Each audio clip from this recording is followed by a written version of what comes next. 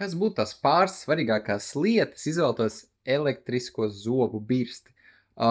Pirmā lieta, protams, ir jauda. Viņai ir jābūt šai sākotnējai jaudai. Ja jūs pērkat jebkuru no Philips Sonicare zobirstēm vai jebkuru no Oakley elektriskiem zobirstēm, jums par to nav jāuztraucās. Arī lētākajām jauda ir pietiekoši liela. Piemēram, Philips gadījumā lētākie birstei un dārgākie birstei pilnīgi identiski jauda, kas 62,000 sariņu kustību minūtē, kamēr Oakley birstēm lētākajai ir 66,000 sariņu kustību minūtē, kamēr dārgākajiem ir līdz 84,000 sariņu kustību minūtē, kas arī nozīmē, ka jauda lētākajai, dārgākajiem ir pilnīgi vienāda.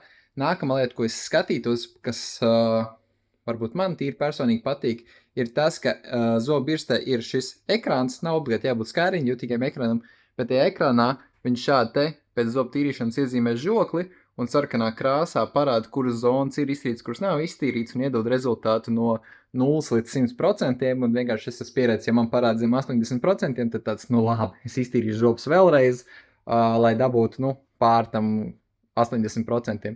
Piemēram, Philipsam nav ekrāna, Philipsam ir aplikācija telefonā tiem dārgākiem modeļiem, bet tas gan nozīmē, ka jums katru reizi uz vansistabu jāņem līdz telefons, jāmēģina kaut kur nolikt sev priekšā, un tad jūs redzēsiet šo visu informāciju. Piemēram, Oakley gadījumā ir modeļi ar ekrānu, kas ir gan ar aplikāciju, gan bez aplikācijas, bet tā aplikācija liela nav baigi vajadzīga, jo viņa jau ekrānā parāda visu, kas ir nepieciešams. Un pēdējā lieta, un tas ir atkarīgs arī tīri no jums pašiem, ir, bet kas man ir svarīgi, ir uzlādes metode. Piemēram, Philipsam visām birstēm ir savs speciālais lādētājs, tad bāzi, uz kā viņi uzliek. Un šiem te dārgākiem modeļiem viņam līdz nāk ceļojuma futlāris, jau uzreiz ar iebūvēt USB, kurā viņi var uzlādēt. Tātad, ja jūs braucat ceļojumos, man vismaz personīgi svarīgi, es negribu, lai man būtu jādomā, es uzlādēju zobirs vai neuzlādēju zobirs kārtīgi pirms brauc, tad forši, ka es viņu jebkurā brīdī var uzlādēt.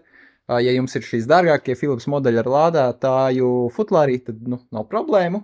Vai arī, ja jūs pērkat Oakley zobirs, tad gan pusē vai lielākajai daļai ir lielākajai daļai ir vai pat taisno USB-C lādētājs, tas pats, ko izmantojat mobiliem telefoniem, vai arī nāk līdzi šādi te ceļojuma futlāri, kuros arī pat taisno ar USB-C zobirsti var uzlādēt, un arī Oakley gadījumā viņām akumulatori tātad tur vismaz pa 10 vai pa 20 dienām ilgāk nekā citu ražotāju modeļi.